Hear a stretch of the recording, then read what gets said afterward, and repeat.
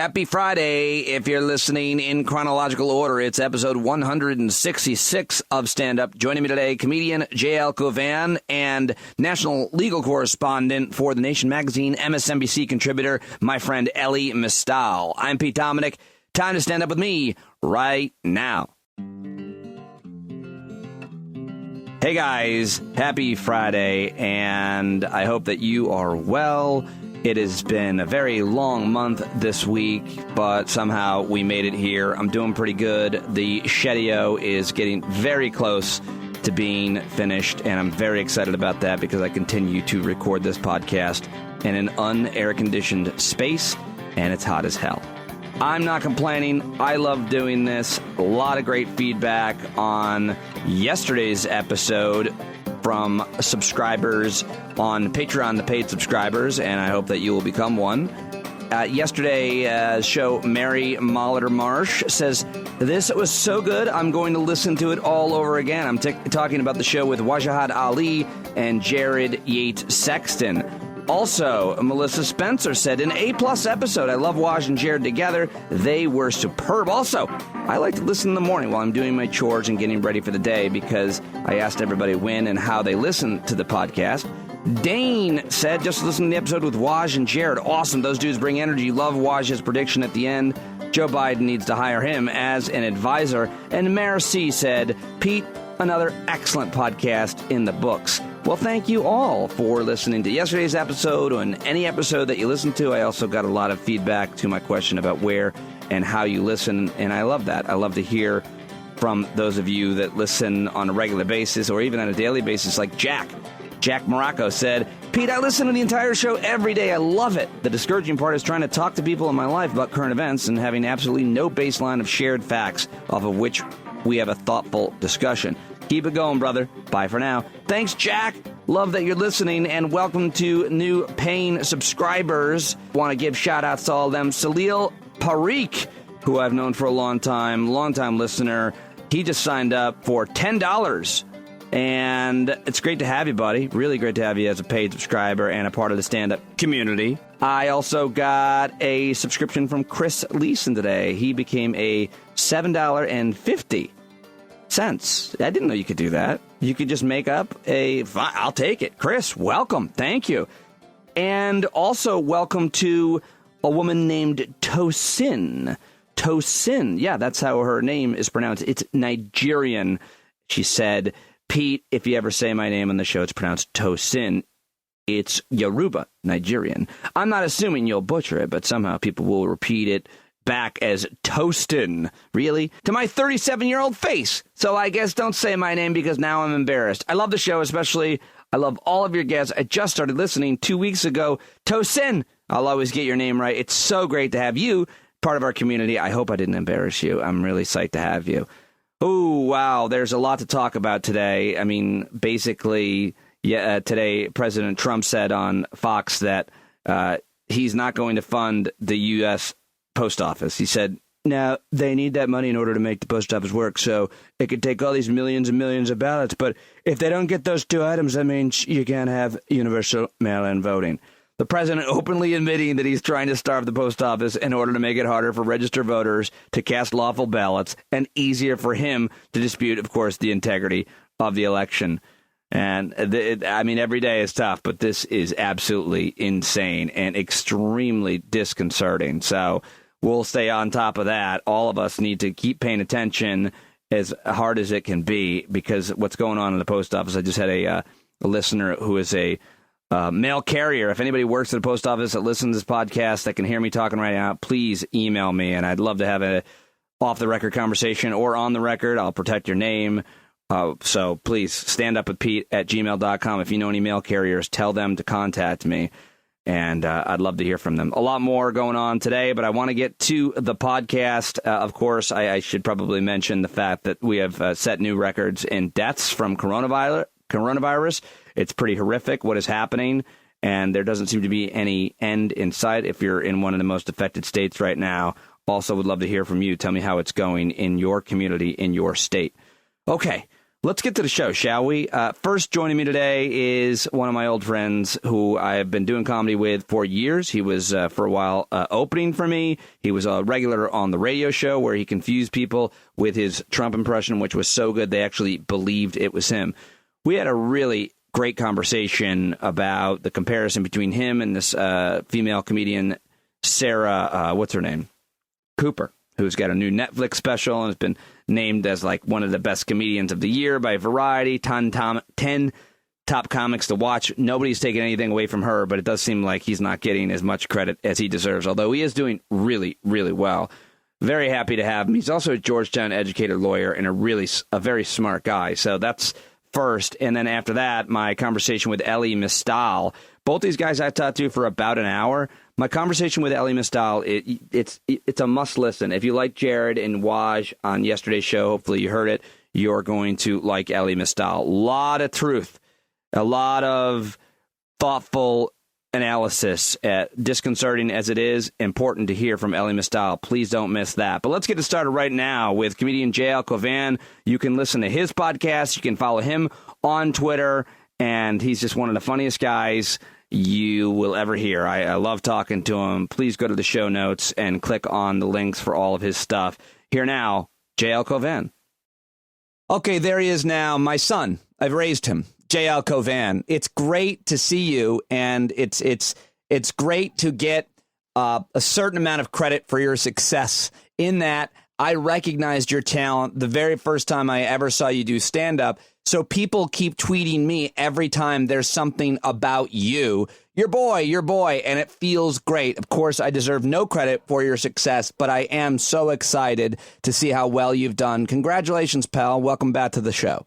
Thank you. And you do deserve some credit. The two people I always say are the two shows. You're a person, but you also had a show on Sirius. But when my career was at its not low point artistically, but low point in terms of gig booking and relevance, you and another podcast called The Black Guy Who Tips were the two outlets with strong, devoted fan bases that you kept an open door for me. And it was almost like having a gig. It was like, well, I have nothing in March, but, I'll get to be funny and get to talk some stuff with Pete, and his fans respond very nicely. So it was, maybe I would have quit before I could have become a COVID sensation. COVID sensation. Very few people have had a tremendous amount of success during the pandemic, but you certainly have. That's with a killer cop whose name looks like mine. Like a lot of people have written to me on Twitter and said, "Oh, J.L. Chauvin is the best." And I'm like, no, Chauvin murdered somebody in Minnesota. I'm Cauvin. His name is J.L.? No, but his name is Chauvin. Oh, right. So it's literally my name with an H. And I have people actually write that, and I go, I'm not trying to be a douche, but let's just not start I'm not looking for a co-branding arrangement with Derek Chauvin. Let's start with your sympathy for Derek Chauvin. Why do you care so much about him? We're all God's creatures. And, I mean, seeing an angry white person fighting with a large black man brought me back many images of my parents growing up. So when I saw that video, I felt a humanity in both. It's the worst video I've ever seen. The great thing about I'm still disturbed by it. The great thing about great comedians is, and I always love this, it's always a test for me when I throw out something like that. The rules, folks, are yes and. So if I said to JL, why do you think Hitler was such a great guy? He has to say yes, because those are the rules of comedy. And I think only comedians sometimes understand that. It's sometimes lost on the audience, but that's what just happened. Okay, so lots to talk about with you today, but let's just kind of quantify your success. Off the air and off the record, I have been reaching out to you so that you can brag to me because I'm so excited for you and proud of you. I now want you to brag to me on the record with the metrics. Where were you before your Trump impression went viral? Where are you now? And we can talk about your social media following. We can talk about the actual money that you're making now, right, between what's public, certainly, which is Cameo, and you've been hired by a couple of political organizations, including the Lincoln Project. That's right. Help me understand how far you've come. Monetarily, it's very easy. Before March 2020, I had enough money to only cheat with women I'd previously had relationships with. Now I can not only hire sex workers, I can also hire them to be killed, so the's no evidence of what they did with you them. are doing very well. Is your girlfriend aware of that? Very well. Who? Yes. No, just kidding. Just kidding. That obviously, I may be a deviant, but I'm also somebody practicing social distancing. So all my affairs will have to wait until we're allowed to go out in public regularly. I heard you're having sex with sex workers, just not kissing them. Is that accurate? That's it. Well, you never kiss them. Obviously, you don't know that world. Oh, you yeah. never kiss them. Okay. Show some respect for Give the me traditions. give me another measurement of your success. I have made more money from Cameo in the last 5 months than as a staff attorney with my large law firm in Manhattan. That's not counting YouTube earnings. So it's been very good. Cameo is an app, in case people don't know, that allows you to hire your favorite celebrity, in this case, impersonator, and now becoming a celebrity, JL. So people can reach out. And what's a typical example? How many of these videos have you made? You know, I've done almost 700 in 4 months.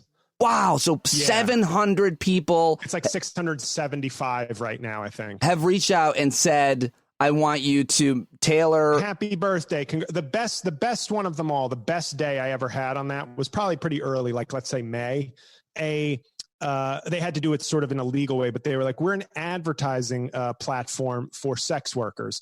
Basically, they run an escort website, but they have to phrase it in some sort of legalistic way. So it's like, we simply provide the bandwidth for which they advertise their services.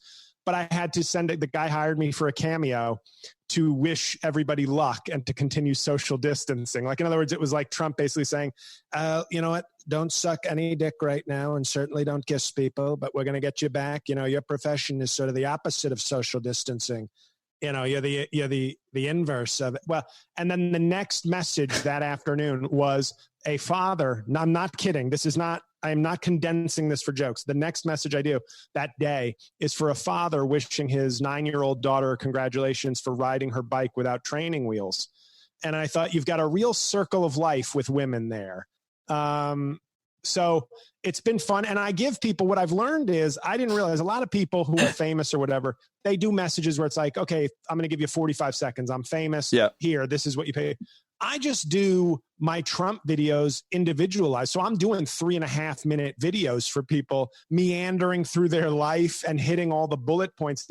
So people, I take pride in it because it's a weird thing. My girlfriend told me to get on Cameo like in the beginning of April, and I was like, do I really want to do that? Do I want to corrupt my brand of impoverished, unknown artists?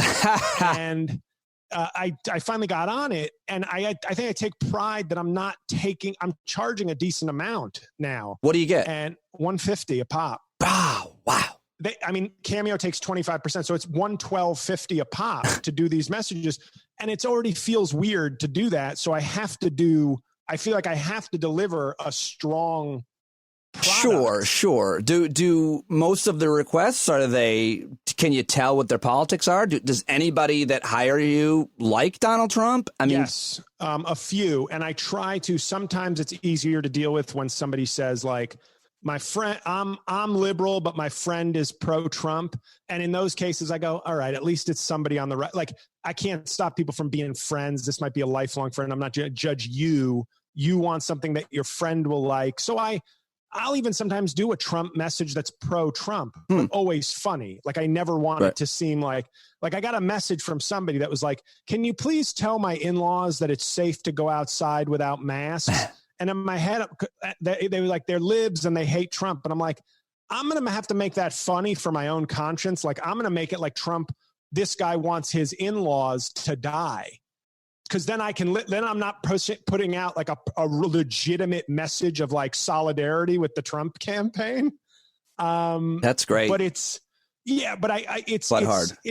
It's crazy the amount of money I'm making, but I would love to, well, I shouldn't say this, but you know, if this were my life regularly, I would not have a day job. But the problem is, this may be an 8 to 10 month explosion that is great for my bank account and great for some security, but doesn't mean that 2021, I'm just going to be sitting on my ass going like, hey, I'm doing gigs and collecting money. It may be back to a side gig. I hope not. I hope other things happen for me. As far as social media stuff, mid-March, I was at 4,200 followers on Twitter. I'm now at 140,000. Jesus. Wow. YouTube, I had 1.2 million views on YouTube and 2,800 subscribers. I'm now at 40. Well, between the two channels, I set up another channel. I have 65,000 subscribers between the two channels and, like 9.5 million views.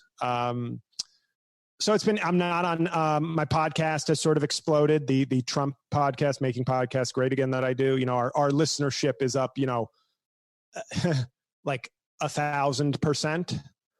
No, like 2,000, 3,000% from where it was, from 500 listeners to like 18,000 listeners a week. So it's all been good. I've gotten this money and these gigs from some of these political organizations. And, part of me was like, should I be aligning myself with political causes? And I tell people all the time, I say, I don't view Trump as a political cause. I consider doing an ad against Trump the same as if I did an ad to raise money for breast cancer. Yeah, for sure. For sure. This is a toxic plague on our culture. And this isn't me doing ads against Mitt Romney in 2012. This is one of the worst people our country's ever produced. It wouldn't have been anything wrong with that either, though. I mean, but I would have thought it would have been more of a branding. And is this where I want to jump in? Then it would have been like, do I really want to jumpstart my comedy career that way? This way, I'm already, D-level famous from the videos and from social media. So it's really just jumping on what I'm doing for something that I actually believe in. So there's no compromise. What can you say about, you told me this off the record, but what can you say while we're taping about the Lincoln Project and kind of how that came together? Because last week I got a whole bunch of those look at your boy JL tweets and emails and messages, texts, like I got it in every way. And I was like, I didn't know what they were talking about yet. So I turned on my computer or whatever, made it sound like I cranked up my machine. And there it was, you doing the thing that you do with no real change, no real difference, your Trump impression, but these were ads that you were hired to do for the Lincoln Project, which is the most famous anti-Trump, I think, ad campaign, period.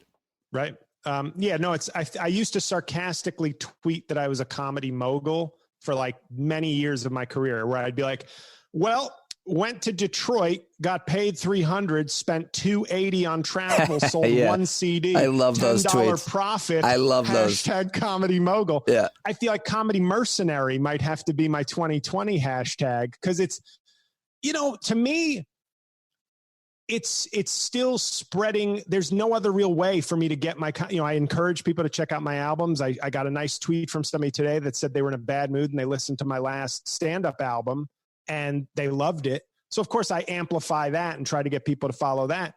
But right now I've done the work to be a good stand-up comedian. This year for me, in some obviously bizarre twist of fate, is about me trying to make myself well-known enough and famous enough. Like they don't go hand in hand necessarily, but I know I have the goods to back up fame.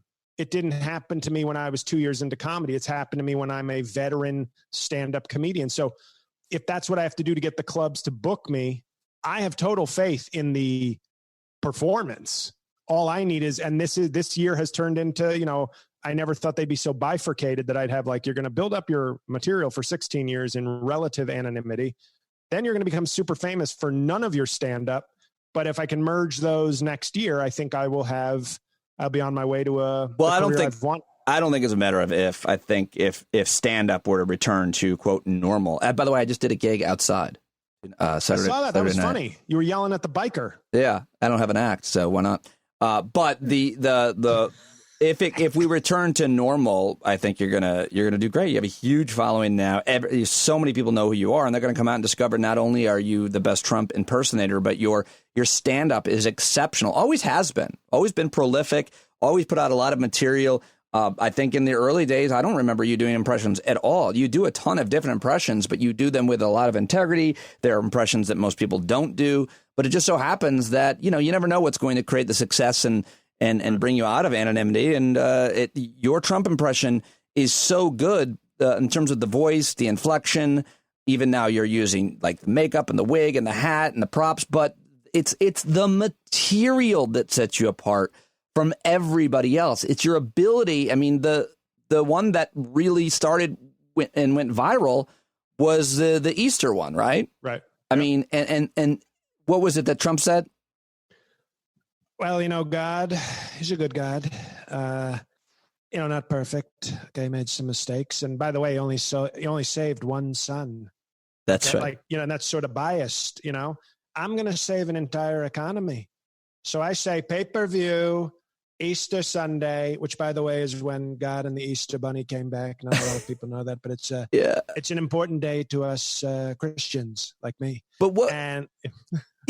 What did he say originally? That was what you. He just said he was going to bring back the economy on Easter. My buddy texted me that afternoon and was like, "This idiot says he's going to bring back the economy on Easter." But the point is, you take things that he says and then you write hilarious stuff as just evidenced about them. And that's what sets you apart. A lot of people do a Trump impression. I do a Trump impression. I am not nearly as funny as you are with coming up with the actual material. And that's what sets you so far apart. And that brings us to this controversy that seemingly only you and I see between you and this comedian, Sarah Cooper. And I actually think this is, well, it's certainly interesting. I don't know how important it is other than to you and I and, comedy in general. But it has been frustrating to watch. Yes, you've had tremendous success, as we're talking about. But the amount of success and notoriety that she's gotten dwarfs yours even. And it's interesting because she's doing something. She's lip syncing and she's a slick editor. She's definitely a funny person, has a great sense of humor, but it's not even in the same league as to what you're doing. But what happens here is we get into some somewhat dangerous political correctness ground because is she black? Yes. And she's a woman. And most people don't know that if Joe Biden doesn't pick her as his VP, I'm voting third party. And most people don't know probably that you are half black. Your father, of course, is black. Your mother was Irish. He was. He passed away. You always speak him in the present tense. Oh, I'm sorry. He's still with you. I'm kidding. He's still with me. Today's actually his birthday. Oh, wow. He would have been 89 today. Wow. Happy birthday. What was his name? Louis. That's where I get of course. The Louis and Jean-Louis. Haitian. So explain to me, and the thing about this that is really frustrating, it's not that she has had all this success compared to yours, and because you've had a lot as well, but it's actually her fans attacking you, saying that you've ripped her off, that enrages me. Explain to me what you have been accused of so people realize why I'm even bringing this up, because I want to take every opportunity to clear this up. Yeah, it was bizarre because I'd been doing my stuff. I had already gone viral. Like I wasn't some, the Trump video got like 7 million between platforms, well over 10 million hits. Mm-hmm. Okay. Between Facebook, people sharing it there, between some websites, like kind of, whatever they call it, ripping it and uploading it, Twitter and YouTube, well over 10 million total hits. So it wasn't nothing. It wasn't like, oh, who's that? Her video, her big one was a month later. I'd been pumping out like I'd done like 5 of these videos. My following had gone from 4,000 to like high 60s at that point. So I'm getting some traction. I have some celebrities tweeting at me, posting my stuff. She posts her first big lip sync. It wasn't her first, but it was like her third. And it explodes, like 15 million in like a week and a half. So she becomes this phenomenon. And I remember I liked her first one that everybody saw and like wrote, haha. Because I didn't, I'm a competitive person. But if I see something that's funny, and especially I didn't think it was like competing with me. You know what I mean? I never thought like, oh my God, this is going to put me out of work. I was like, oh, that's funny. Cool. And then about a month later, after she put out 4 or 5, and now her following had gone into the now she's in the millions of followers, but she had gotten into the hundreds of thousands of followers. I started to get messages from people, not messages, but tweets where they at me, and now they were starting to say, like, this is by, like, I'd say end of May, get your own thing, stop ripping off Sarah Cooper. And then a handful of people, kind of tipping their virtue signaling hat, said, a white man stealing from a black woman, really? And another guy in a nicer way had said, hey, I think your impressions are great too, but you must admit, Sarah, as a black woman doing this, just has a different quality to it. Now, I am not seeing thousands of tweets, but this was starting to clog up my ats a little bit more than I liked. And I remember I wrote back to that one guy. I said, well, I'm half Haitian, and Trump called out Haiti by name. Do I get it? Now, I was being a dick, but I said, do I get any feel-good points, or is my comedy still irrelevant to you? And then you had people, there were some articles that sort of addressed this. There was a Daily Beast article that was really good. That was really more of a full kind of piece on me. Yeah, I'll link that in the show notes for today. Yeah. And of course, then I got some heat for that because I referred to the what she does as cute. This wasn't, I'm not calling a grown woman cute. I'm saying, as a comedian, I don't know that I have to say anything other than cute when it comes to lip syncing, not as a pejorative, but it's like the last time I lip synced, I was in elementary school in a talent show. So saying it's cute, it is a cute, it's like a cutesy thing, but it's not to say it's not fun. It's not to say it's not enjoyable, but it's not, people have added these. Oh, and then you saw a thread that I was on that I had to block that guy, where he wrote, and what I really hate, and this is the real comedian in me, I cannot put post-fact rationalizations on my comedy. I do my comedy because it's funny. Do I have a perspective? Yes. Do I have thoughts and a background and experience? Yes. But I write jokes. I don't say this will get people talking, or this will be controversial, or this is edgy. Whatever pops into my head that I think is funny is what I go with. That's informed by who I am, but it's not directed by who I am. And when I saw some of the ways that her material was being described on social media, it became this narrative. I can't say that it's a false narrative, but it felt false, because I thought to myself, you're a comedian, right? You did some funny shit that's all over TikTok. Lip syncing is 25% of the billions of people on TikTok. Okay, like, that's just a fact. That's not a negative or a positive. That's just a fact. So you thought it would be funny to lip sync. You're a nice looking black woman. You thought it would be funny to, but was there this sociology, anthropology, historical, political science narrative woven through it when you did your first 2 TikToks? Probably not, but it plays well with the sort of progressive media, and and I don't blame her or her team. But this guy, I'm sorry, the guy came at me in our thread. I know I'm rambling, but no, this go guy ahead. came at me in the thread and said, and this is when I would have punched the guy if I was in his presence just for insinuating what he was insinuating. He said, I said, isn't it possible that this is a after the fact rationalization by a publicity team? He goes, yes, I guess that's possible. But so what you're saying is that a woman speaking her experience and truth, or using all the words, is not to be believed? And I said, for you invoking like rape culture language on this, I'm a comedian talking comedy, period. For you to invoke that shit, you can fuck off. Because it was just, and that's what I'm talking about, that it can't just be comedy. And this is a joke I told you off the air when we last spoke. Some of the stuff I like to joke about is I am a left of center person, but I like to poke fun at the left from that position. I'm not doing it in a fuck you, I disagree with you. I'm doing it in a, hey, I'm on the same team, but you can admit you're being stupid sometimes. And with this, I've said, I don't have a look that makes progressives feel good about supporting my comedy. They'll laugh, which is the only thing I really care about, but they're not going to leave going, God, we're good people for enjoying JL's comedy, because I look like Adam Sandler. I don't look like a recent a Haitian immigrant that they can go, my God.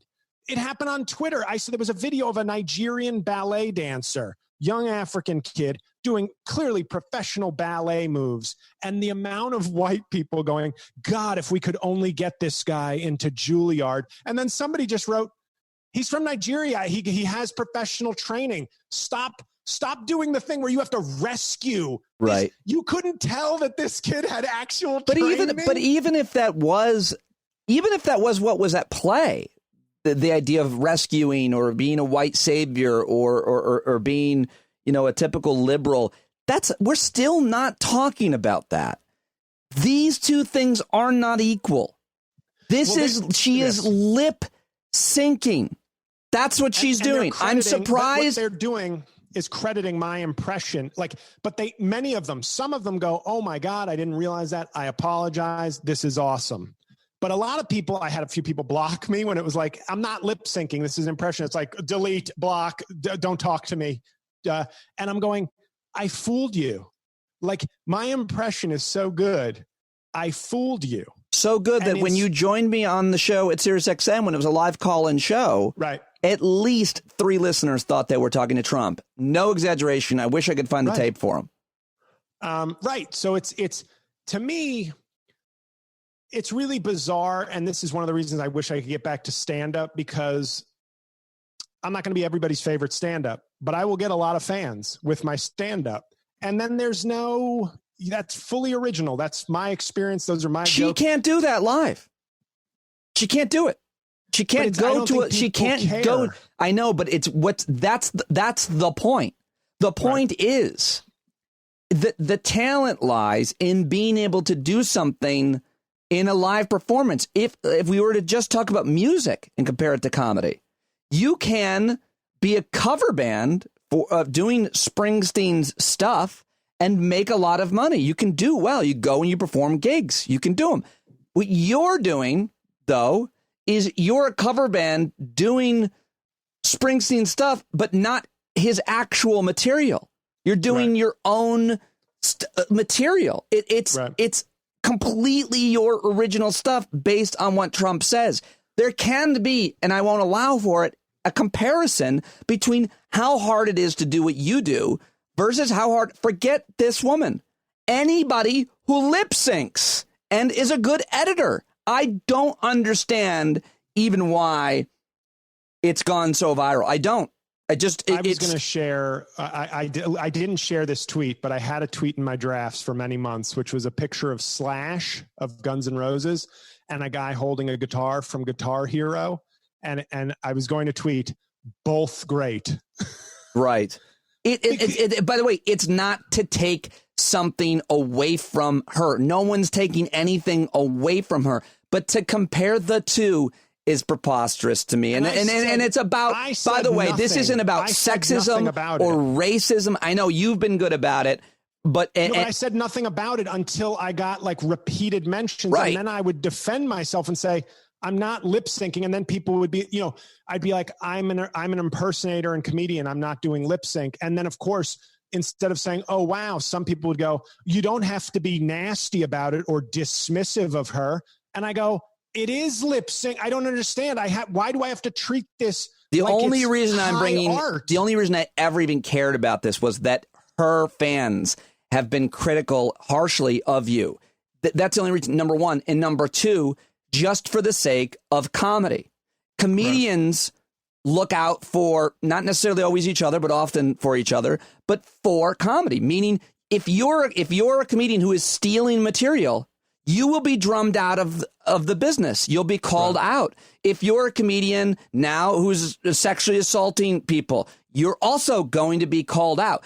And if you are unoriginal or a hack, you'll also be heavily criticized. Has anybody in the comedy community taken kind of her side and understood the comparison? I'm guessing they haven't. I'm guessing anybody that does their own original stand-up, including all female comedians and all black comedians or black female comedians, generally would side with what you are doing in terms of appreciating and understanding its value and its originality.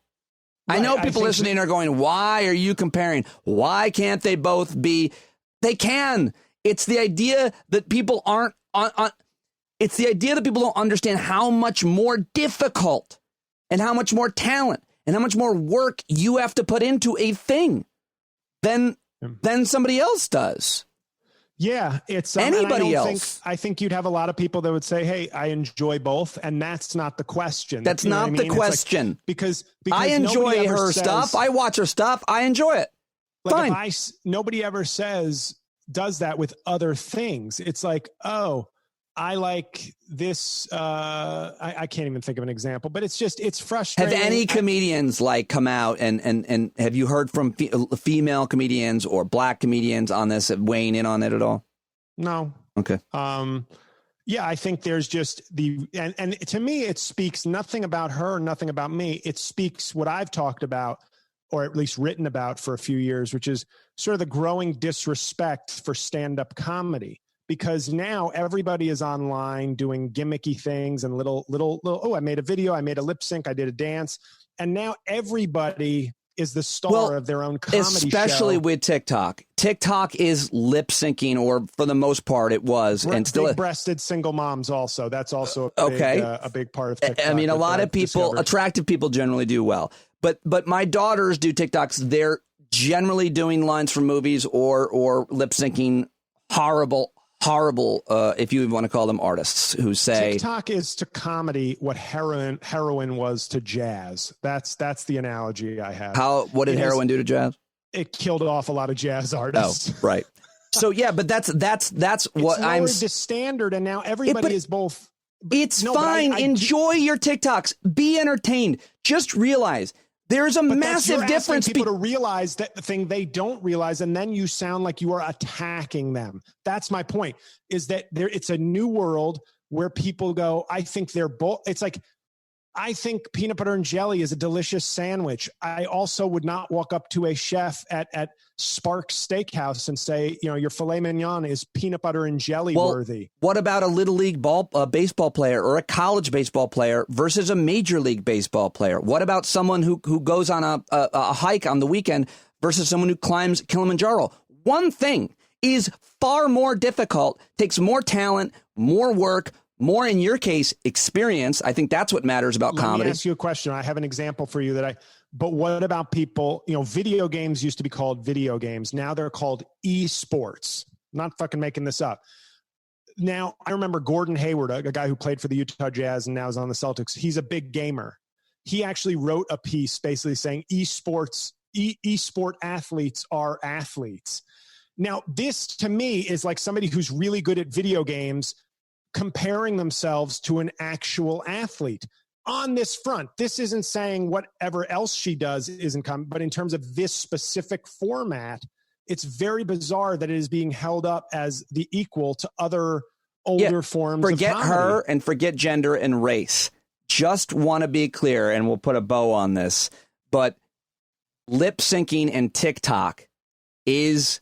if you're not doing your own material, then it's not that impressive, period. That's it. You have to have your own material for it to be impressive. It takes a lot more work, talent, and experience, period. I just got on TikTok like 2 weeks ago on the advice of somebody, and I really didn't want to get on there. But what I found funny is I have seen at least I've seen half a dozen Trump lip syncers with more followers, like a lot more followers than me. And I've seen several bad Trump impersonators with huge followings. And I mean bad, I'm not talking, and it's just a bizarre world where that's going on. But I think one thing you said before about comics having each other's backs or calling each other out, the one thing I did, there are a lot of Trump impersonators that I just don't think are that good, and I don't need to get into them. But what I don't like, and this is, I think, the difference, when somebody tries to praise me by going after somebody who's never said anything about me, I call them out. I say, dude, don't do that. Like, thank you for your support, but like, this isn't the way to do it. Just because I'm like, this dude's I may not like this impression or whatever. They're just doing their thing. Like, they're putting in their work. No need to put them down while raising me. But tons of people have done that. Drag me in also. Tons of people have done that with this woman, Sarah Cooper. And she says nothing. She's never acknowledged that you even exist. And the reason why that sucks even more is because she knows you. She's been on the same stage as you in New York City doing stand-up when she had zero experience and you had a lot of experience even at that point. She knows who you are. She doesn't want to acknowledge your talent, and she doesn't have to, except for when people put you down. Exactly. She should absolutely say, I know JL, he's super talented. We're doing completely different things. No need to do that, as you have for her. Right. But that goes into, I think are publicist decisions, because I've read articles. I don't care. That's gross. But that's gross. It's even grosser when you're doing it because a publicist is telling you maybe to or not to. Well, that's my point, is that I think these are branding decisions and not the decisions of, these are not coming from the stand-up comedian part of the brain. These are coming from the branding part. And she may not see a lot of these. I'm sure with that many followers, her settings are different. But the fact that I'm tagged in so many of them and I'm followed, but genuinely, I'm at the point where I don't care. I'm simply explaining it. People take this as like, I'm over it. The battle, if there was ever a battle, it has been lost in terms of fame and notoriety. I have been eclipsed by this woman, and that's fine. I am okay with that because I'm carving out my own space, but I will not. And people tell me to ignore haters and detractors. It's the one thing I can't do, because as you know me, when I had no career, which arguably I still don't, but in other words, I never shied away from criticizing. I'd make a parody of Louis C.K. that could go viral when I was a nobody in comedy. I'd write blogs bitching about the pay at comedy clubs that I was trying to work at because I just felt like it was the right thing to do. And I always thought that was the spirit of stand-up comedy. You don't kowtow. You don't say things to get along. You speak truth in your humor and as a person. And that's the way I've sort of conducted myself. And that's the way I think it should be. And that's the reason why I don't shut up. Like, you have people advising you to say, hey, just let it go. You're doing well. And nice people. I've had celebrities say this. I've had some publicist people say, hey, just leave it alone. Keep going. But I go, what made me the comedian I am and sort of the person I am is that I don't stand for when I don't care if you have 4 followers. You can say you like Sarah Cooper and I'll ignore it or I'll give it a like, and that's cool. If you say I'm stealing, I put in too much work to let that shit be out there. I don't care if you have 5 followers. I will not allow that to go unchecked. Publicists would tell me, hey man, let it go. I go, I'm a comedian before I'm somebody chasing fame. I have conducted anybody who's seen my career knows I can certainly wait on fame and kissing it. Like, I'm 41. I still haven't made it to the mountaintop, but I've made many honest statements that have probably hurt me along the way. But that's what I always thought was great about comedy. Everybody likes to hold that banner of we speak truth. But a lot of time it feels like just people want to feel like they're George Carlin or Bill Hicks, but they're not really that. Right. They're just somebody trying to get along and have a career. But I embrace whatever stand-up comedy is supposed to be, which is you speak honestly, you don't put up with shit, and you try to be funny. Well, I don't know if anybody's interested in this conversation. I think it's important in the world of comedy and entertainment to talk about, and just integrity in general. Hopefully we didn't piss off too many people, but if we did, by all means, reach out to us and let us know what you think. But let me switch gears here, because I always love talking, obviously, comedy, but even more importantly, politics. And you're a really smart, political, thoughtful, educated guy and lawyer. And I just wanted to get your take on a couple of ideas today as well, Jay Cauvin, which is, first of all, the president. I mean, this pandemic is so horrific. Yesterday's Slate put out a great article. Everybody's talking about kind of tracing all the horrible missteps he's made and lies that some of us, including myself, have fallen for. Like that at first he did not want to shut down immigration from China, people coming in from China. Because he was making a deal with China and he didn't want to do that. He was convinced to in the end. So what do you make of how do you articulate his horrible failure through this pandemic?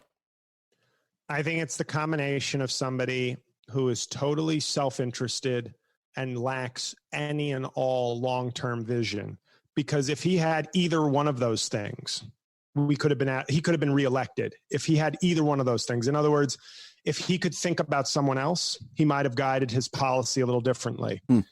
Even if he was short term, even if he's got no vision, he could be like, well, people are hurting. What do we do? a guy with empathy but no vision might have said, ventilators, let's shut the factories down. Ventilators, masks.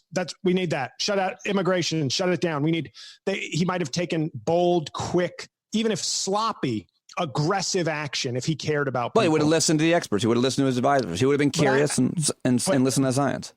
But he only cared about his economy, the one thing he was going to run on. He saw the economy tanking, and he figured, I'll cross my fingers and maybe it'll go away when the weather gets warm and I won't have tanked the economy and I can keep going on the economy because that's all I know. He's not even an economist. He just knows the stock market. That's it. But let's say he didn't have empathy, but had vision, was somebody who could delay gratification. He would have taken similar steps. He would have said, you know what?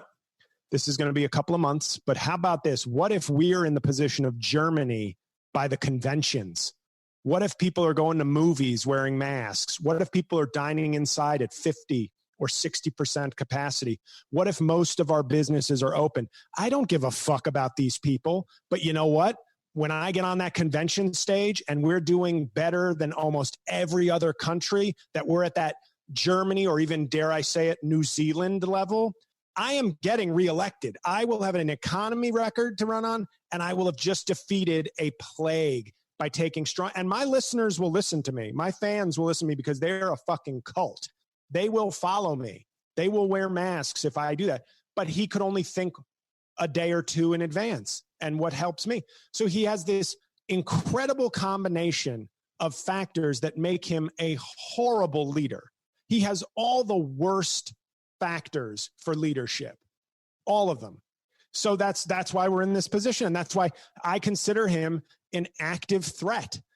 Every day he's in the office, he is capable of more misinformation, less action, not spending money where it should be. It's such a disgrace. It is such a fucking disgrace that he's president. And I when I look at him and I think, this is the one thing that bothers me by people in some of these Republican groups. I'd love to see somebody say Republican against Trump groups. Yeah, the one thing and a lot of them are doing good work, and there are several of them that were anti-Trump from jump. Mm-hmm. George Conway is a prominent example of somebody who helped get him elected and has buyer's remorse. But there are other people who in 2016 were saying, no, we can't. That I respect. That's country over party. That's not when it fucking hurts me, I change my mind. That's having some forethought. But I'd love to see somebody say, I regret not voting for Hillary Clinton. I don't care if you hate her or not. Give me a fucking break. Anybody who says, not to throw anybody under the bus, but this guy on Saturday morning on CNN all the time, Smirkanish, I always see him on. I know Michael, He's Mr. Middle of the Road, Pennsylvania. He takes great pride in being sort of middle of the road. 2 + 2 is 4. Another guy says 2 + 2 is 0. He says 2 + 2 is 2. He's in the middle. Therefore, he's got the moral high ground. Anybody who says to me that they're still proud of their third-party vote in 2016. Is he saying that? He said it like a year ago. I don't know what he said. He voted third party? He said that on his show. Yeah. And I look at that and I go, anybody, and I get into these Twitter conversations with people that can say to me, I didn't like Hillary and I shouldn't have to choose between, but you did. In a perfect world, if we're dealing in political theory, yes, you should be able to anoint Bernie Sanders, proletariat savior on high. But the fact is, we're in reality. And Hillary Clinton, whether you liked her or not, thought she was too centrist or not, this may lead, the Susan Sarandon scenario, this may lead to a greater progressive nation. Maybe not. But Trump's disaster may lead us to a more equitable society. And of course, that's a great thing. But are you really willing to sacrifice immigrant kids in cages and dead grandparents on the altar of we need to be more progressive? Because that's just as brutal as going into a country and waging war for democracy 20 years from now as it is to let our old and our immigrants die and starve because you think it might lead to a progressive win a generation from now. It's the same, it's different methodology. Hillary Clinton was the person you needed to vote in. We would not be in this situation if she were president, period. I can't guarantee it would have been perfect. We wouldn't be where we are today. And that's a good thing. To be better than where we are is a good thing. Although, imagine if she was president and this pandemic started. And burning masks, and Florida would be revolting. But think of the aid package that was quickly passed through Congress. Trillions of dollars, $600 a week in unemployment. Republicans would have said no to that. They would have said no to that. And people would have been in horrible shape, just like they said no to all of the aid packages to Obama when he first came in. They just said no to the second aid package. You know what I mean? So they only gave one. Yeah, but they were willing to, but they're willing to give 200 or 400 or whatever the things are. But they would have given nothing to Hillary Clinton, and it's a kind of a weird parallel reality. Let me ask you before we got to go. What do you think about the election? If it's a free and fair election, which I don't think it will be, but if there's some semblance of that, does he get shellacked? Joe Biden sets a record. He gets over 70 million votes in the popular vote. He destroys Trump. I have said this from the beginning. When Biden outdrew Obama in the Virginia and Michigan primaries, sort of a purple turned blue state in Virginia and a purple state in Michigan, when he outdrew 2008 Obama, I said, this isn't because everybody thinks Joe Biden is the greatest candidate of all time. They recognize the urgency of putting in a sane, experienced human being. And when I saw that, I said, he's going to trounce him. He is going to trounce him popular vote, and he is going to win the Electoral College. But that it feels like Trump knows that as well. And Trump is using Bill Barr and the media to basically make our election look like shit. And he is not going to concede, period. I've always said Trump is delusional, and he is convinced. He keeps yes men around so that he thinks he's great. He fires anybody who says he isn't great. He only hires people who say he's great. So what he's going to say is, I beat Hillary Clinton. I'm going to do a concession speech like in October, but it's going to go, I beat Hillary Clinton so strongly, and she was an unbeatable candidate. Nobody thought I could do it. And I beat her. And she was a much better candidate than Sleepy Joe. She might have been crooked, but she's smart. She's nasty. She's vicious. She's a killer. Biden is sleepy. And so you're going to tell me that I could beat Hillary Clinton, and then after having the greatest economy in the world of all time, I lose to Sleepy Joe? That doesn't even make sense. Right. And that's going to be the argument. Like, this doesn't even make sense. Clearly there was fraud, because in my imagination, I kick Biden down the stairs and win 48 states. That's where we're at. I mean, he's going to lose, and he's not going to concede. And as I always say, I just hope they treat him like an unarmed black man in his own house when they walk into the White House. J.L. Cauvin, everybody. It's great talking to you. Thank you very much for joining me. I love you, pal. Congratulations on everything. I'll talk soon. I don't condone that treatment. I'm just saying it'd be great if he got, treated like an unarmed black man obeying orders. I'll talk to you soon, buddy. All right, J.L. Cauvin, everybody. Please go follow him on Twitter. Tell him you heard him on the show, and hopefully we didn't get too in the weeds with the comedy. Hopefully you're not mad at me for being critical of what is going on with a comparison between J.L. and Sarah Cooper. I would love to hear from you on that. It's so black and white to me as to what it takes to do what each one of them is doing. Anyway, probably belabored that too much. Nonetheless, happy to have him on. Love his analysis on politics, as always. Great talking to J.L. Cauvin. Definitely follow him on Twitter and buy his albums and listen to his podcasts. He's so damn funny. Love that dude.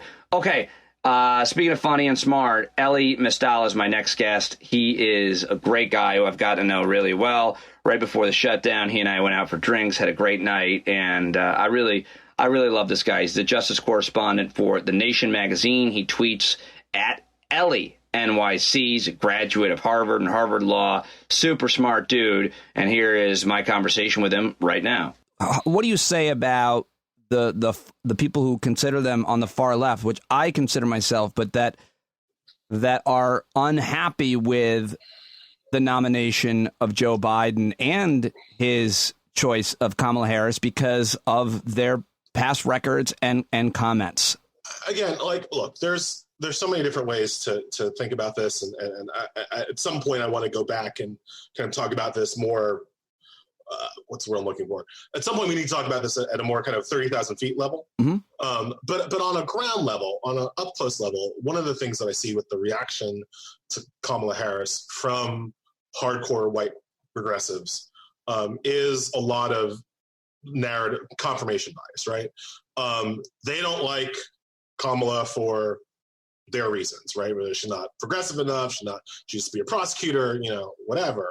And they find like Black people who agree with them. And Black people are not a monolith. It's not hard to find Black people who agree that Kamala is not, sufficiently committed to the cause of criminal justice reform. It's especially not hard to find that amongst younger African Americans. And so then they find that person who agrees with them, and they're like, see, young Black people don't like this. It's only corporate shills and corporate media and corporate Democrats who... Right, and they don't listen, and so then anybody else with a competing view reads to them as they're either lying or not telling the truth or have some other, deep agenda. One of the places where I really feel is in those situations when I am looking at a lot of confirmation bias, a lot of narrative, a lot of people trying to fit a square narrative into a round hole. I always kind of fall back on my actual expertise, right? I always kind of fall back on my actual training, right? Which is not talking to white people on TV. I mean, like, I do that, but it's not, I didn't go to school for that. What would that major be called? Mass communications. Right. Hi, everybody. Welcome. My name is Don Jenkins. I'll be your white teacher. Right. There's a reason why I'm not hired by ESPN. My training is law, right? And so, like, if you're gonna come at for an issue like this, if you're gonna come at Kamala Harris over criminal justice reform, then I think you should know something about criminal justice reform. I think you should know something about the laws that people are trying to get changed, what's possible. I think you should know something about all the different branches of our government, not just the executive branch of our government. And when you look at Harris from a legal perspective, what you see is a left of center, relatively progressive prosecutor. Now, prosecutors are not, I have a lot of problems with prosecutors. Lots of people have lots of problems with prosecutors. I think prosecutors have way too much power in this system. I think they can use their discretion wrongly and immorally sometimes. I think the prosecutorial reliance on finality is a huge problem. But let's just take... I don't know what that means. Prosecutor reliance on finality? Thank you. Yeah. Let's just take that phrase. Okay. The prosecutorial reliance on finality. If you don't know what the fuck that means, then maybe you're not exactly the best person right now to be telling me what I should think about Kamala Harris, all right? The issue with finality is this. It's that when a case has gone through, you've got the trial and you've got the verdict and you've got the sentence, right? And the case is over. And there's a legal presumption in this country that finality itself is kind of a worthy goal, right? That if cases could never be over, if there was always an appeal, if there was always a second chance, a third chance, a fifth chance, like the system would grind to a halt. Well, it seems like there is if you look at the Michael Flynn case. Right? Finality turns out not to be so much of a thing for rich white people, but for poor Black people, finality is a real presumption, right? Like you can find yourself in jail. It turns out that the prosecutor who put you in jail was corrupt. Turns out the cop who put you in jail was a racist. Turns out the evidence that put you away was bogus, and you'll still find your ass in jail for years and years while the justice system appreciates finality. One of the key things that the Innocence Project does is to work against the presumption of finality, is to force the system to reopen cases based on new evidence, which the justice system generally does not like. Prosecutors generally don't like that. And where I begin to have problems with Kamala Harris is exactly that, right? She, for her prosecutorial background, for her whatever, she has a presumption of finality that I don't particularly agree with. Now, these people out in the streets being like, Kamala's a cop, have no idea what the fuck I just said.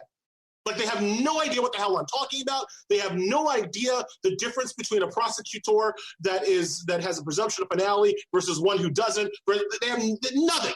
It's just, she's a cop, right? And that's what frustrates me about the reaction to her nomination. I've said repeatedly, not just now, not just in the past 24 hours, but over the past year and a half, if you show me a Democratic presidential candidate who is on Kamala Harris's left on criminal justice reform issues, if you show me such a candidate with such a program that Harris comes out against, saying that goes too far left, that's not what we need right now, then I will be one of those people questioning Kamala Harris's commitment to criminal justice reform.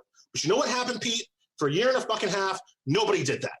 Nobody came at her left. Nobody came hard for her left. Nobody came up with a criminal justice program that was a reform program that was so amazing and awesome and whatever that people like Kamala Harris and Amy Klobuchar had to say no, no, no, while some progressive hero was like, this is what we need right now. Nobody did that, all right? So if that's what, when you understand where the Overton window is, like, miss me with this Kamala's a cop crap, because you don't know what you're talking about, and you don't have your alternative plan, you don't have your alternative candidate, you got nothing, right? You don't got the bookie, you don't got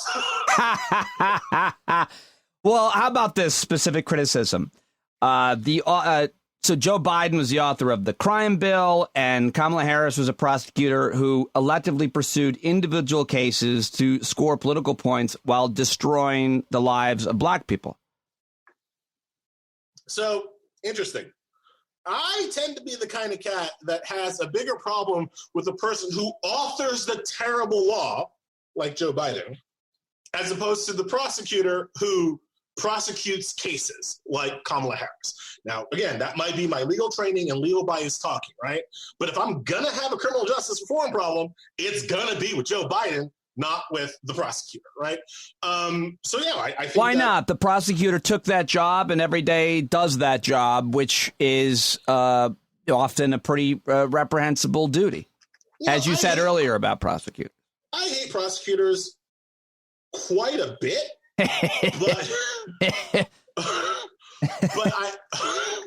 but I recognize that we need them, right? Like, I recognize that they perform an essential function in our society, right? I think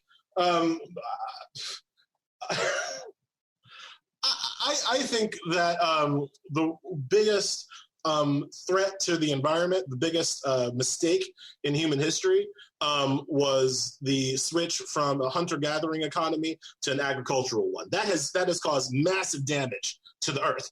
Yet I like McDonald's, right? Yet I can appreciate electricity, right? So while I am capable of understanding that, like, sometimes bad things happen and sometimes bad people do bad things, that we should have prosecutors in our system, I think ultimately is a good thing. There are murderers and rapists that need to be prosecuted. I would argue that there are bankers and hedge fund managers that also need to be prosecuted. Hell yeah. I think that the solution is not to ban prosecutors or end prosecutors. I think it is to significantly reduce the power and control the discretion that prosecutors have. Is Kamala Harris going to be a friend of mine on that battle? I don't think so. Point to me the Democratic candidate for president who is. So you mentioned the Overton window moving, which I think is a super important point. And I don't know how everybody necessarily looks at this, but if you've been following any issue for a long period of time, the way you and I certainly have, then you have at least an amateur opinion of the progress or lack of progress on an issue. And if we are going to stick to criminal justice and you looked at the last 20 or 30 years in America, you would see a whole bunch of, you would see a lot of change, but you would really see a lot of change in the last few years especially, and even I would argue under President Obama, where that window has changed, but nothing now more significantly than what the Black Lives Matter movement, which is a movement made up mostly, well, led mostly by young black people, has created a massive change in public opinion on criminal justice, on law enforcement, and people have become a lot more educated and enlightened about the injustices that happen every day that, for whatever reason, they didn't know or they pretended they didn't know. So that's such a nice way of putting it, Pete. I mean, look, the white people didn't learn about criminal justice reform until 5 seconds ago. Well, I learned about it. Most of my education came literally, like I had a lot of anecdotes, but in one book. I think it must have been maybe 2010 when I read Michelle Alexander's The New Jim Crow, and she went in depth on the history and on laws and how they work. I had no idea, but I think most people, including black people, had no idea about how these laws work. They were just victims of them. And that was a huge change for me to understand, forget about Republicans, what Democrats had been complicit in doing. But my point really is when public opinion changes, it allows politicians to be able to change along with it. And my question is, do Joe Biden and Kamala Harris's past comments and actions, how much do we hold them to it, given how much change we've seen and, frankly, what they're campaigning on being able to do in change in criminal justice? Again, I have nuance here. I make a distinction between Biden and Harris here. Biden has been a politician in charge of writing and not executing. Well, no, because he was vice president, in charge of writing and executing laws for an entire generation, right? Yes. And I feel like it's fair to hold Biden accountable for the laws he wrote, right? I feel like that's entirely, especially in the context of should we or should we not elect him for another lawmaking job, right? If we're talking about Harris, I think it is fair to look at the laws that she wrote or that she sponsored or that she was a part of, since she has been a politician as opposed to a lawyer. Again, please tell me the Democratic senator who was on Kamala Harris's left on justice. Please tell me the senator who is on Kamala Harris's left on the Senate Judiciary Committee. I'm going to view Harris based on what she has done as a politician if I am thinking of electing her to a new job as being a politician. If I'm thinking about electing her as a lawyer, then I'm going to look more to her legal past. It's one of the reasons why, and again, there's some nuance here, but the people who say that they have a problem with Harris's, criminal justice record and say like, well, I don't like her for president or vice president, but I do like her for AG. Are you people out of your goddamn mind? If your issue with Harris is criminal justice reform, and the last place you want her is AG. That's like the worst job for her. That's the job. That is the job that I did not want her to get. Right? Anyway, she's a better president. I think she's a better president than an AG. I think she's a better VP than an AG. I think she'd be a better Treasury Secretary. I don't want her as AG because she's a prosecutor. Like that's where being a prosecutor matters to me, right? But if you look at the kinds of legislation she has supported as senator and thus would likely support as president, should she ever be in that job, what's your problem? And what's your problem? And who's to her left? Do you have a AG in mind? It really depends on which way Biden wants to go. I would support, and this is going to sound weird because everybody's like, oh, Treasury Secretary. Elizabeth Warren as AG is interesting to me. Why? I mean, I don't know. I've heard a couple people say that. Maybe I just saw you tweet it. I don't know, but I don't get that. Because I see her in Treasury. Because what I want most from her, or Senate Majority Leader, Senate Majority Leader is also interesting, right? Is to prosecute the hell out of these motherfucking bankers, right? Like I want her to put the fear of God into the bankers, right? And she can do that legislatively, but you need the Senate and you need the majority, you need the blah blah blah. Or she could just start, like, people forget, and this is gonna be ironic because of what happened to him. But Eliot Spitzer was badass. before he. He was, and part of what he was doing is why they took him down. No conspiracy about that. He was prosecuting people, and they're the ones who leaked that he was hiring hookers, if I recall it correctly. He was a much better AG than he was a governor, from my opinion, right? Like Elie Mystal understood how to use the power of that office in a way to really, really put the screws to a lot of people who generally skate, right? I think Elizabeth Warren could do the same kind of thing as U.S. AG. The other thing that I think she would be really good at doing, and this is particularly important to me, Elizabeth Warren, I think so far has had the best plan for prosecuting Donald Trump and his family and his corrupt criminal organization after he leaves office. Oh, I don't know anything about that. I haven't heard about that. I mean, I'm sure she talked about during the campaign. Warren's plan is to basically set up an independent commission. She understands, and I think she's right about this, that having the actual age, just look at everything Bill Barr's done. She understands that Bill Barr is bad, and Bill Barr is bad for the country, regardless of kind of where you are on the politics of it, right? Like having the president's attorney general kind of actively involved in prosecuting political enemies is a bad look for America. So instead of having the AG do that themselves, Warren proposes setting up an independent commission that cannot be kind of influenced or, more importantly, fired by the president, is not beholden to the president or the president's AG, and having that independent commission look into basically all crimes, Trump crimes. Which is what the President Obama and the Obama administration should have done on torture and the bankers, financial.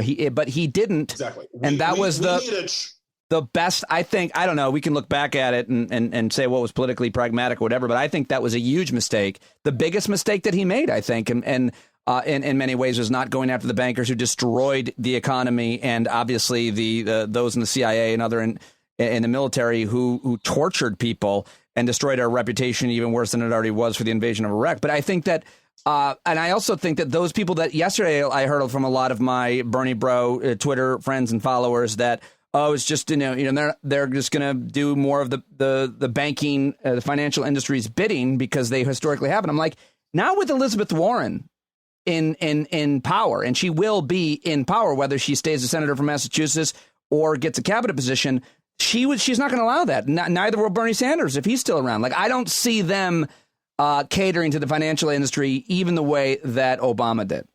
I tend to agree with that. Look, we need a Truth and Reconciliation Commission about everything that's happened. And Warren understands that, and that's why I like it for AG. But that's politically bad. What if that's the argument is that, don't look, like Obama said, don't look back. Yeah, he was wrong. He was wrong. Look, if you don't hold Trump accountable for what he's done, then you tell every future Republican president this is the way to do it. Then Tom Cotton knows what he can get away with. Why'd you say Republican? I mean, every Democrat, anybody, any president would be able to do similar things because they would, right? Yeah. Look, I don't know. Well, I don't know. I don't think the Democratic base is as cowardly and cowed as the Republican base to let a Democratic president get away with it. And even if I thought that, I don't think Democrats are kind of constitutionally, kind of internally strong enough to get away with that because Democrats kind of think, they listen more, they think more, and it takes a certain level of, I don't want to gender it, but it takes a certain chutzpah to pull off what Republicans pull off, right? There's a certain kind of their lack of concern with their lack of shame, their lack of concern with hypocrisy, and their willingness to just push something through. I mean, Mitch McConnell with his Merrick Garland stunt, like no Democrat would have thought of that. That's because it's so beyond the bounds of what's normal. So, I just don't think, constitutionally speaking, Democrats are likely to go down the Trump, whatever. Granted, stranger things have happened. So, yes, sure. If you don't prosecute Trump, then even a Democratic president will know the bounds of what they can get away with, and that is too much for the country to survive. So we need a Truth and Reconciliation Commission. In terms of the actual financial industry regulation, look, I also have, concerns that Biden is going to be overly felicitous to the financial industry. I have concerns that he is going to be weak when it comes to regulating them. Biden was not my first choice for nominee. He was not my top 8 choice for nominee. if I'm honest, these are the reasons why I was worried about Biden. I do think that having strong Democratic senators will tamp that down. I do think the Democratic base is much more. I think the Democratic base is right now much more. The energy of the base is still on the left. I think we're much more kind of prepared to fight the corporate interests now than we were, 12 years ago. I mean, people forget, Occupy Wall Street happened while Obama was president, right? Yeah, Like that whole movement. People learned so much during that phase, right? That maybe we didn't know 15 years ago. So I don't think that Biden will be as bad as he could be on this issue. He's not going to be great. He's not going to be great, and that's a disappointment. But I was arguing with somebody, I don't know who the guy was on Twitter, for maybe an hour last night, Elie, just DMing. And I was asking questions. He was talking about how could you be supportive of a Democrat, and even though they're against your interests, I was like, I don't even know what you're talking about. So I started asking this guy his definition of corruption. And it's interesting because when you take out the political labels and ideology and you ask a question like that, it becomes an interesting conversation. But if you think that money equals speech and corporations are people and individuals and companies should be able to spend unlimited amounts of money on campaigns, then you're a minority in this country. Like, it doesn't. Yes, it would make you more of a conservative Republican, but most conservative Republicans, I don't think, actually believe that. The question being, what corrupts a politician? And I think we have to always come back to campaign finance, which is why Joe Biden or Obama would be open, or Hillary Clinton, to taking money from the financial industry, because they need that money to campaign. They need that money. If they didn't need that money, would they not be harsher on those industries, any of these industries? Of course they would. Of course they would. No? You think they need that? Like, you think raising capital gains taxes on hedge funds, they're going to lose votes on that?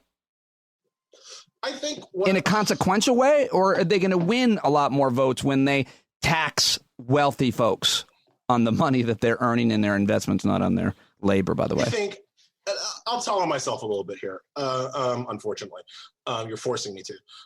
I think that when I think of the corrupting influence of money in politics, and why both parties tend to be maybe a little bit too nice to corporate interests, it's not just campaign finance reform. Yes, I think you're right.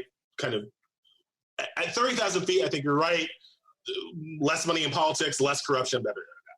But it's also like you're going to be nicer to your friends. And the kinds of people we elect come up through particularly elite institutions, are involved in particularly elite, socialized amongst other elites.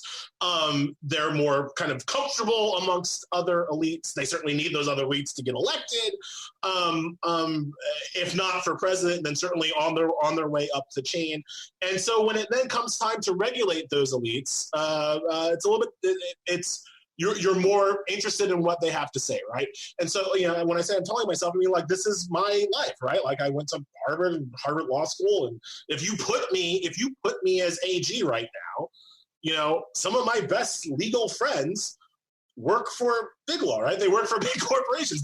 Some of the people that I rely on to kind of shape my own legal thoughts work for big business.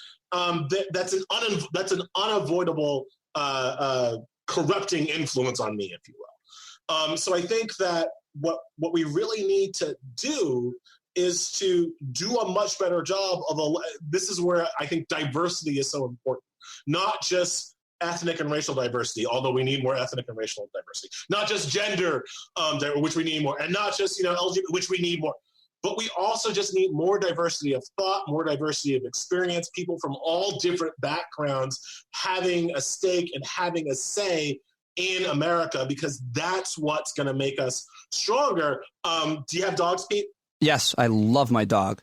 Right. So purebreds they get kind of fucked up, right? They got these weird, it's a purebred. Oh, the left leg never works right. But it's all otherwise. Yeah, like bulldogs. Right? French bulldogs.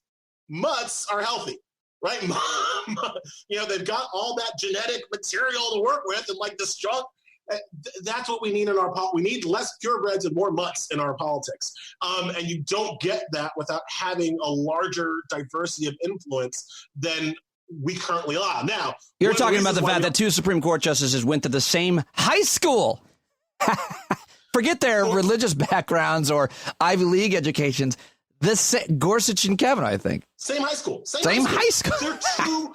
There are two law school represented on the there are two law schools represented, Harvard and Yale.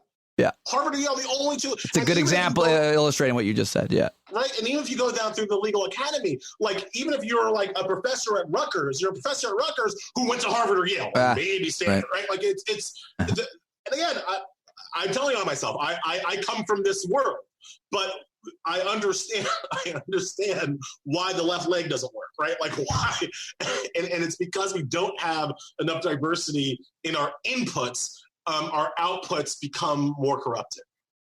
Let me ask you. Let me just change gears, and I probably only have a few more minutes with you here, but ask you about. Okay, ask you about your recent articles at The Nation, which I love reading. I love talking to you. I love being in a conversation. I love listening to you talk. But I'm actually, I think I became friends with you. I was friendly with you and knew you for like a year before I really started reading your stuff, which is kind of interesting.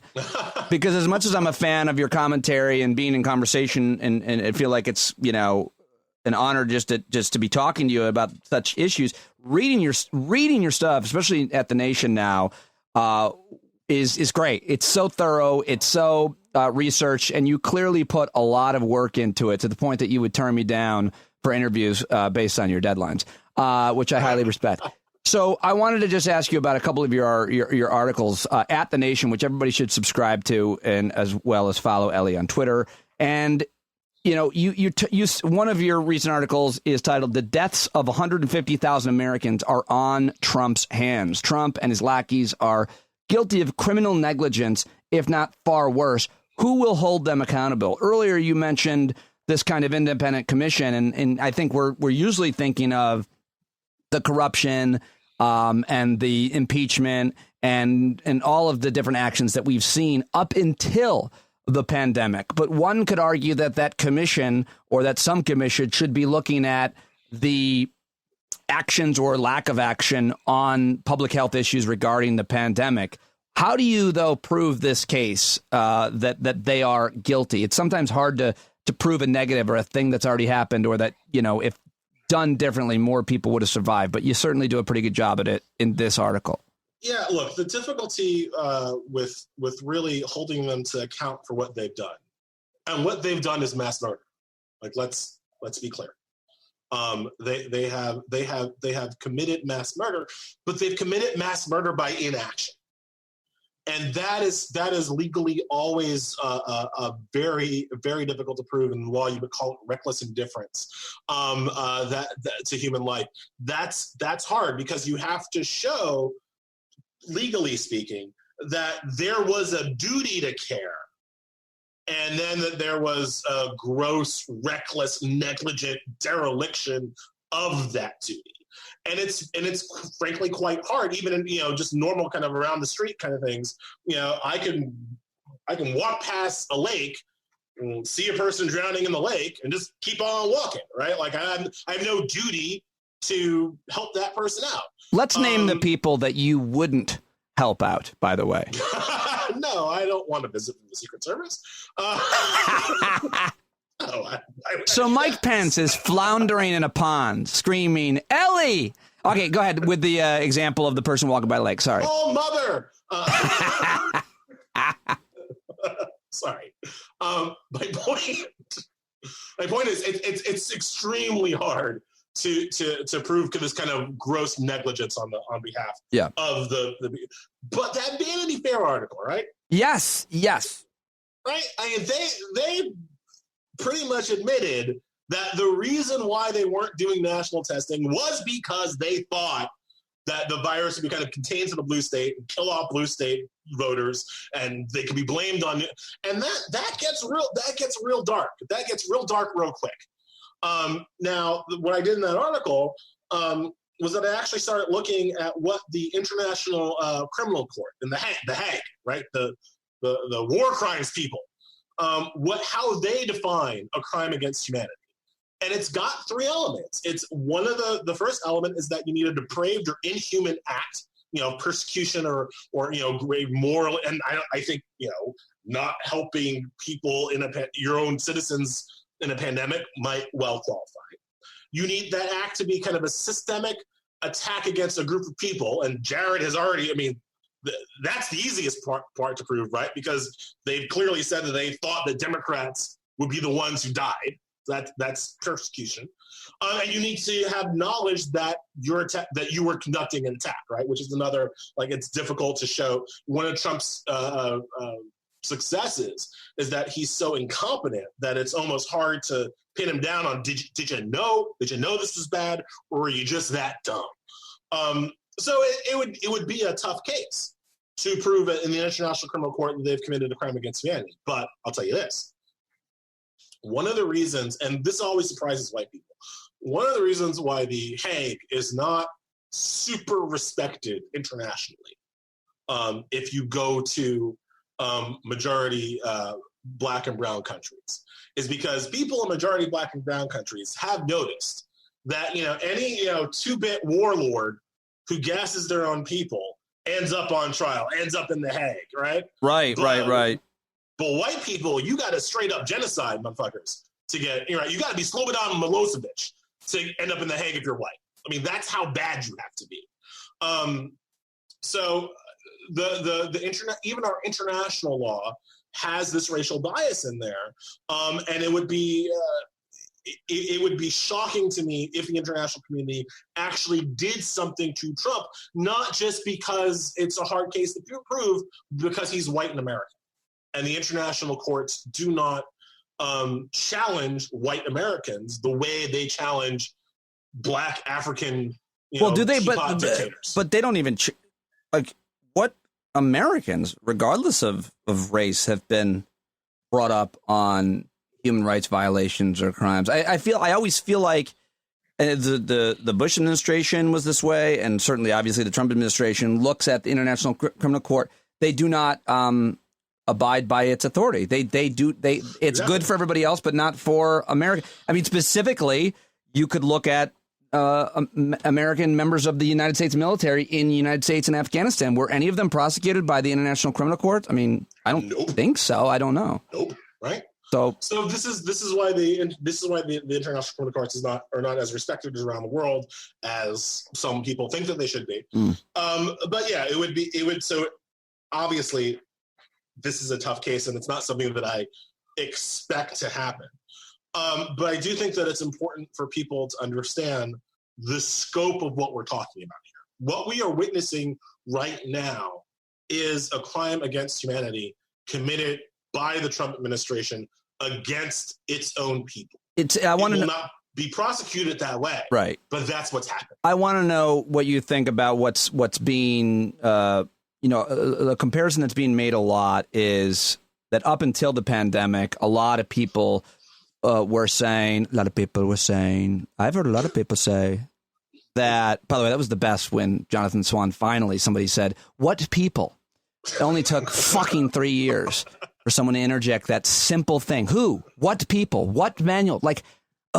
So a lot of people were saying Trump is the worst, but he's not worse than Bush because Bush has so much blood in his hands, Americans and Iraqis especially.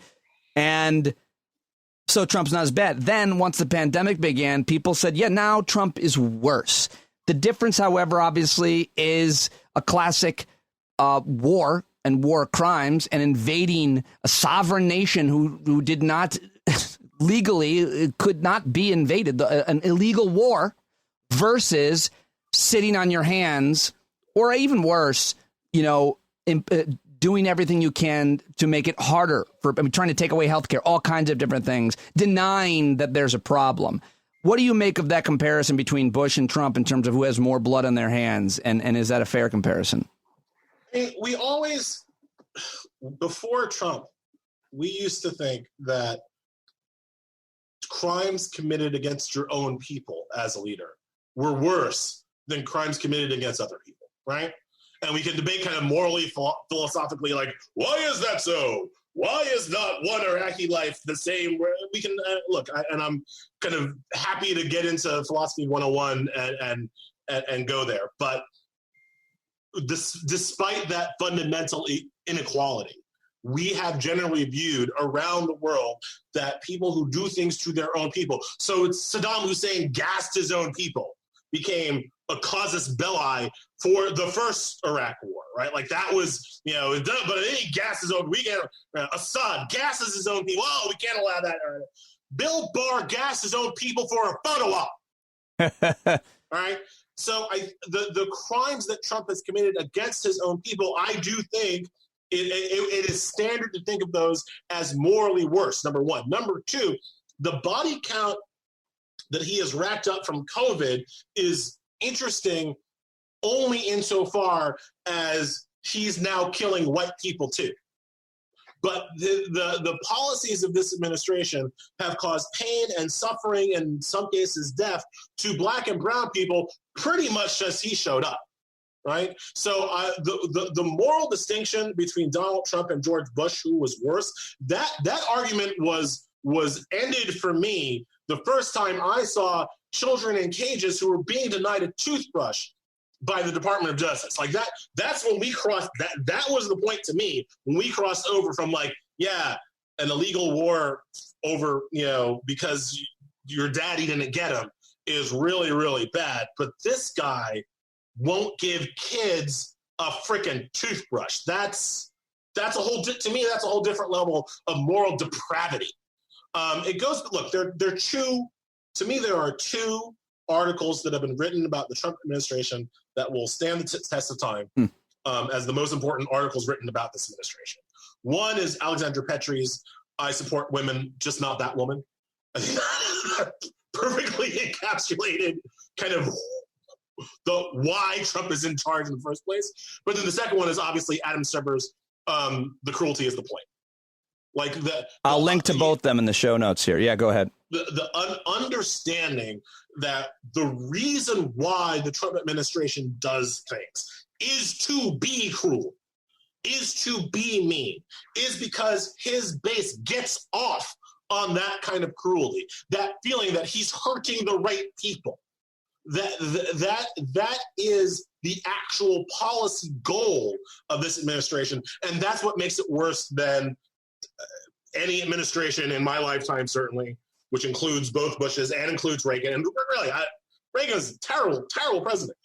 Makes it worse than any administration in my lifetime. And you probably have to go back to like Andrew Johnson to find an administration kind of comparably as bad as the Trump administration. All right. Well, I guess in terms of human suffering. Yeah. I mean, you make a really very strong case. I want to ask you about another piece that you wrote at The Nation magazine. Gun lovers should be thanking Tish James for suing the NRA. What a massive blockbuster story this was for a day. It's a super, super important story. And it just kind of seemingly got buried. And I'm not sure what is going to happen. But what did happen? What is this case that she brought against the NRA? They're talking about they might dissolve the NRA. How's that going to go? A black woman, by the way, the Attorney General of New York, doing that is you could see how much more loaded that is and how much more upset people get, whether they even realize it or not, probably. Look, man, what do you want me to say? The NRA is incorporated in New York. Turns out the NRA is incorporated in New York. And New York has laws. And one of those laws says that if you are a fraudulent charity, if you have committed, in the statute it's called persistent fraud, then you can be dissolved by the state of New York. Now, if the NRA was a private for-profit business, Tish James couldn't do anything.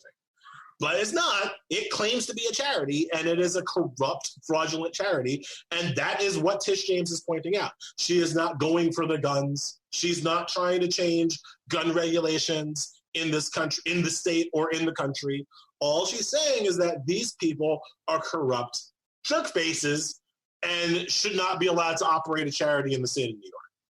It's a thorough lawsuit. It is a well-researched, well-investigated. It's not paper thin. She's taken depositions and she's gotten witnesses. A lot of these allegations were made first by Oliver North. You know, yeah, it's pretty crazy. Yeah, former president of NRA who got pushed out by CEO Wayne LaPierre. It's a massive story of corruption. About one of America's most profitable charities. And that's what this lawsuit's about. Now, I understand that, the Fox News people will, she's just trying to come for the guns. This is the radical, what is Trump? The radical left Democrats are, it has, I don't know how to help them, right? Like, Tish James is saying that these people, the NRA, are stealing your money, taking money that you gave them to support gun rights and using it to fund yacht trips to the Bahamas. Like, that's what they've done with your money. And these people are like, oh, can't over my cold, dead hands. What the hell is your problem? So you gave one example, but the case is very, very long about how he used that money to fly his wife around and do all. And but what if, I don't know. I was thinking about this. And if I support a nonprofit and they're spending a lot of money on themselves, but they're still getting the agenda that I want passed, maybe I don't care. No, you would care. I would care. You're right. I would. Right. I'd be like, I'm thinking of like environmental organizations off the top of my head. And if give money, I only give money in two places. I mean, quite frankly, maybe call me cheap. I give money in two things: the ASPCA and the ACLU. That is my charitable. And if the president of the CEO of the ASPCA did what with the money, you would be outraged. Right? If there were dogs in cages that I was trying to help to, dogs being euthanized that I'm trying to help live, and the head of the ASPCA was taking that money and going windsurfing in the Bahamas with my contribution, I'd be pissed off. I'd find some other charitable pets organization to give money to. I'd want my money back so I could give that money where it belongs, right? Like, I don't want to. There is no cause that I support to the point that I want their executives to steal my money. Right. That's just stupid. All right. So before we get a wrap, I do want to get your take on kind of what your concerns are moving forward with just over 80 days left until the election. How do you think this thing plays out? Sorry, what? What did you say? So we're all going to die. Yeah, it's yeah, one day at a time. But I mean, do you think there's anything that is definitely going to happen in terms of the post office and mail-in ballots or certain states doing certain things or voter suppression? Are there certain things? Because like the optimists, and I am one, is always like, we'll be able to, people are very organized and doing everything we can to prevent the hijinks that we know they are actively trying to do. Is there anything that we just can't prevent? Is there anything that you think is inevitable that you're most concerned about? Or do you think there's a possibility with the time we have left to combat those things? No, I think we're going to lose. I mean, I think he's going to steal it. I think if the election is within 2% in any state or any precinct, we have to assume that Trump will find a way to steal that. Right? Like he will throw out enough ballots. He will delay enough ballots. They won't count enough. Like if Florida is coming in, 49-48, doesn't matter who's at 49. Trump's going to win that. If Iowa is coming in 51-48, doesn't matter who's at 51, Trump's going to win that. He's going to steal any election that is close. You're going to have to beat him by 5 points or more to have even a shot of having enough votes actually count to still defeat him in the Electoral College. And I don't think that we're at all prepared for that reality. And I think the Supreme Court, I talk about this a lot, the Supreme Court has done everything it can to prevent this election from being held safely. It's giving no extensions. It's giving no flex. It wants people to either not vote. I mean, that's Roberts' best goal. They just have black people not vote, or in the alternative, risk their lives in order to vote. That is what the Supreme Court wants people to do. And I don't think that we're all prepared for that. I don't think that I think our messaging is wrong. Our messaging is still around, mail-in ballots, right? Our messaging is vote early. That. Our messaging at this point has to be like, since your state will not mail you a ballot like we've requested, we, the Democratic Party, have mailed you a mask, which you then have to wear on election day to go out and vote. And yes, that might risk your life. Yes, we're not the anti-science party. We're saying it is dangerous to go out. It is dangerous to be in indoor enclosed rooms, and we are asking you, Americans, to risk your lives to get rid of this asshole. Like, that should be our messaging, because this mail stuff, the Republicans ain't gonna let that happen. The Republicans will steal the election if the election is in the post office. You said, I think we're going to lose. Yeah. Lose the election. Yeah. As of right now. I think that you think he's going to steal the election. You think if it was fair and free? Yes, I think if it was fair and free, he's toast. But it's not going to be fair and free. So I think he will steal it in Florida. I think he will steal it in North Carolina. I think he will steal it in Pennsylvania. I think he will steal it in Wisconsin. I don't think we'll be close enough in Iowa or Ohio. But I think in the places where we would win in a free and fair election, Trump will straight up steal it. Well, do you think anything changes in the course of the next 80 days that could change your opinion or change that dynamic? In October, you all realize that in October, Trump's going to announce a vaccine. Whether he has one or not, he is going to announce that there is a vaccine that he can take. And then Republicans in the craven, cowardly Republican Senate will then performatively go to the vaccine place to take the vaccine and then be cured of COVID. Thank you, Donald Trump. Like that is going to be the news cycle for the 2 weeks before Election Day. There is a vaccine. Have you gotten the vaccine? Does it work? The Democrats don't want you to know about this vaccine. That's the last 2 weeks of the election. So the worst is yet to come. Something that I pointed out to people that they were kind of surprised by. Remember, Dukakis was beating George H.W. Bush? No, but go ahead. Then they started running the Willie Horton ad, the racist Willie Horton ad. They didn't start running that until Labor Day. Right, we're in August still. They didn't start running the Willie Horton ad till Labor Day. The Republican machine against Biden and Harris has not even started yet. And when they get going, it's going to be it's going to be ugly. It's going to be racist. It's going to be bigoted. It's going to be corrupt. And I don't at all know that the Democrats are ready for any of it. Well, I appreciate all that insight, and yeah, it's depressing. Yeah, I'm trying to find some happy note to end on. But it's bad, man. It's real bad. Like, you wanted me to end on a happy note or a note of positivity. He is reviled, right? And so while I think that the only way that we can beat him is if we beat him with a margin, 5-10 points in some of these places, we might beat him by 5-10 points in some of these places. Like, right. Like, and then no matter what he tries, it won't matter.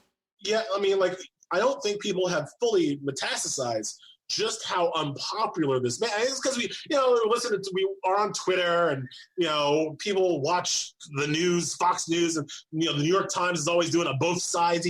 Right. This man is reviled at a level that I don't think we've seen in American politics recently. So, we've never seen it. We've never seen it. I can't recall. Yeah. So there's always the chance that the sheer hatred that this man inspires is enough to defeat him. There's always that chance, but that's what it's going to take. It's going to. I'll take it. I'll take that chance, like Iron Man in Infinity War. That one chance. Dr. Strange gave him. Yeah, exactly. Elie Mystal, I appreciate you so much. I love you, buddy. Thank you so much for talking to me today for an hour. It's awesome. Always is. No problem, Pete. I'm going to go back to birthday. Oh, right. Happy birthday to your son. Son, right? Yep. All right. All right, Elie Mystal. Sorry for my shitty mic quality here at the end. Everything is going to be just perfect in a new Shedio coming soon. Stay close to each other. You're not alone. I love you. I appreciate you. We're going to try to get Christian Finnegan back here on Fridays. He's had a very hectic schedule these days, but usually he joins me on the Friday episode of Stand Up. But thank you very much to all the new listeners. I really appreciate hearing from you. A lot of new people listening. Thank you to Dr. Jason Johnson for that tweet yesterday talking about how important independent media is and how good this show is. I really, it meant a lot. Got a lot of new people listening. I'm very excited about what lays ahead for the show, but more importantly, excited about building this community and getting to know you and connecting with each other, because we need each other. A lot of you reach out to me and say that you live in areas where you feel like, in a community where you feel like all sense of reason has left. I hear that a lot. And to some folks, shows like this are your lifeline. Well, happy to be here for you.